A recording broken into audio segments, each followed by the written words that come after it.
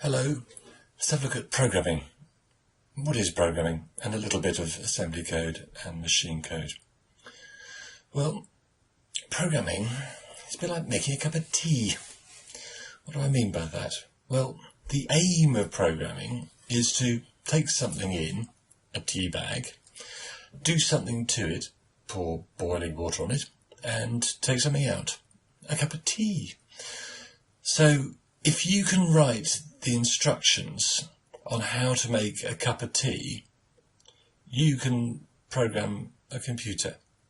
Now, I'm not really being flippant about this. I actually believe it. If you can think of the steps that you would need to take in order to be able to tell someone else what they would need to do in order for them to be able to make a cup of tea. And if they follow those directions exactly, they'd end up with a cup of tea. Then you will be able to program it. There are no differences. The important thing, I guess, is, well, how do you go about that? If you're coding, you wouldn't necessarily start by typing stuff in. The first thing you'd probably need is a paper and a pencil. And literally, you'd look at, or think about the steps, then write those steps down by hand. You may go through the process and look at the process that you actually do. You're kind of doing analysis of what you need to do in order to be able to make a cup of tea, and you'd write those down. What are the inputs? What are the steps? What are the outputs? Let's have a look at doing that then. So, first thing I'm going to do is I'm going to boil some water. I'm going to add a tea bag to a cup, pour water onto the tea bag, let it brew for a bit, add milk and sugar to taste, and then drink it. I can think we generally agree that those are the sort of steps which you would need to do in order to be able to end up with a cup of tea. You don't have to follow them exactly. They may have a slightly different order, so you may have said pour the water in first, then add the tea bag. You may have said put the milk in first if you're a complete barbarian, but you may do that and you'll still end up with something which would be recognisable as a cup of tea. Or you may have gone into much more detail, and if you have, brilliant. So you can say, well, find the kettle, check the water of the level in the kettle. If it's below the minimum level, add, say, 100 millilitres of water. Check the level again. Is it still too low? Then add another 100 millilitres. Keep doing this until you've reached the minimum level for that particular kettle. Put the top on the kettle. Put the kettle down, plug the kettle in, turn the kettle on. Is it boiling?